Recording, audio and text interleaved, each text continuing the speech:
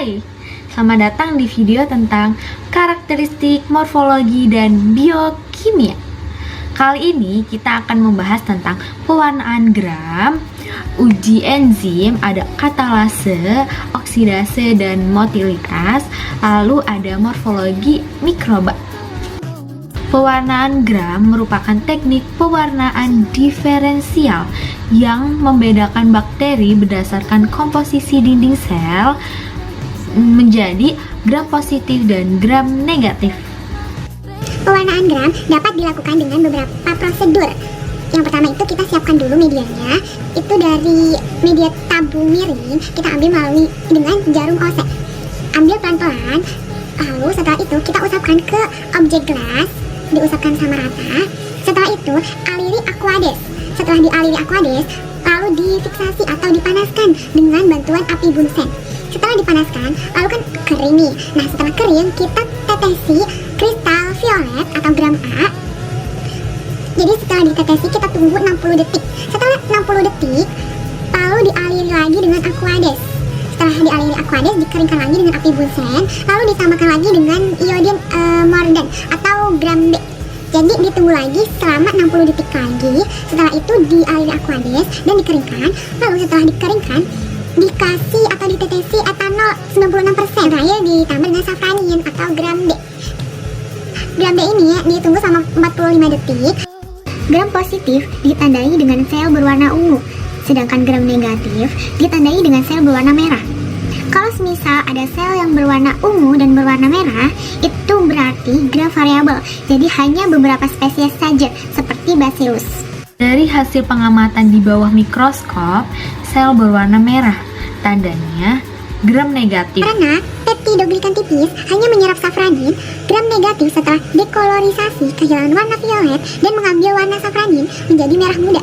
Metode ini menggunakan teknik fundamental dalam mikrobiologi diagnostik yang masih digunakan luas hingga kini.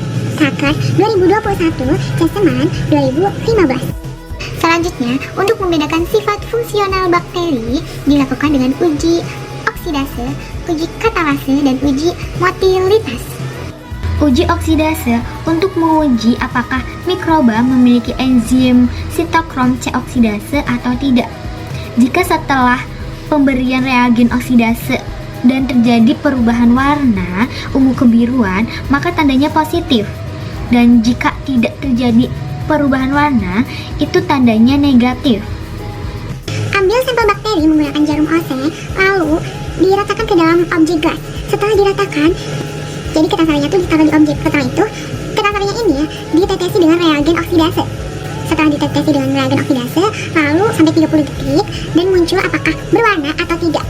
Pada sampel hasil penelitian kemarin, itu tidak berwarna, tandanya negatif. Uji katalase digunakan untuk menguji apakah ada tidaknya enzim katalase yang berfungsi untuk memecah hidrogen peroksida H2O2 menjadi H2O dan O2. Ambil isolat bakteri dari media tabung miring dengan menggunakan jarum OC, lalu oleskan pada objek gelas dengan secara melingkar dan teteskan dengan larutan H2O2. Setelah diteteskan, tunggu sampai 30 detik apakah ada perubahan atau tidak. Pada hasil penelitian kami, terjadi perubahan, yaitu terdapat gelembung-gelembung. Gelembung-gelembung ini tandanya hasil kita positif. Uji motilitas itu digunakan untuk mengetahui apakah bakteri ini bergerak atau tidak. Ambil sampel dengan menggunakan beating, lalu tusukkan ke dalam media sima, itu tegak lurus dan jangan terlalu dalam. Setelah itu diinokulasi.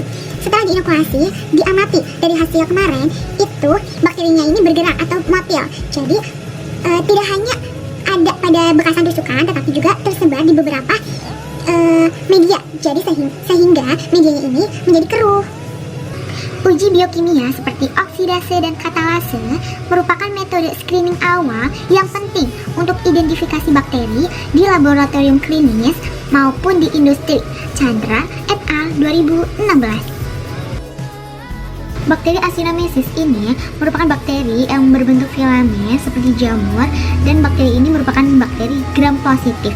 Untuk karakteristiknya sendiri itu ada jumlah koloni 3 koloni. Bentuk koloni itu sirkular atau membulat, ukuran koloni sedang, warna koloni hijau keabuan dengan pusat koloni lebih gelap.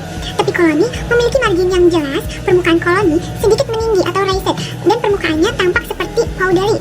Untuk pigmentasinya menghasilkan perubahan warna pada media atau pigmentasi intraseluler. Karakteristik optiknya itu translucent atau tembus cahaya sebagian. Warna belakang itu putih kekuningan dan warna depannya itu hijau keabuan. Selain mengamati bakteri actinomyces ini, kita juga mengamati bakteri Yeast yang memiliki karakter jumlah koloni hanya 1 koloni saja. Bentuk koloninya itu irregular, tidak beraturan. Warnanya itu putih keruh antara permukaan atas dan bawah atau tidak berpigmen. Lalu tepi koloninya ini tidak rata, elevasinya rata, permukaannya mengkilap. Lalu karakteristik optiknya itu translucent atau tembus cahaya sebagian. Pengamatan mikroskopis hifa dan spora menunjukkan bahwa hifa memiliki banyak cabang yang membentuk miselium. Hifa memiliki septa atau hifa bersepta. Lalu warna hifa itu bening, dan ada hifa yang tidak berwarna atau hifa hyaline. Reproduksinya ini tidak terlihat adanya endospora atau spora aseksual. Pengamatan karakter morfologi kultur dan fisiologi actinomycetes termasuk ciri koloni dan sel sangat penting untuk identifikasi strain penghasil senyawa antimikroba. Astuti 2015. Tubuh pada makanan atau buah yang membusuk bersifat multiseluler, sedangkan Yeast itu bersifat uniseluler yang dimanfaatkan untuk pembuatan roti dan fermentasi. Alga termasuk kingdom Protista. Alga memiliki dinding sel, mampu berfotosintesis dan berperan penting dalam produksi oksigen. Alga bahkan menyumbang lebih dari 50% fotosintesis global, sedangkan protozoa tidak punya dinding sel dan banyak yang hidup bebas atau parasit. Mereka bergerak menggunakan flagella, cilia, kaki semu, dan ada kelompok tanpa alat gerak atau sporozoa. Wyman et al. 2023.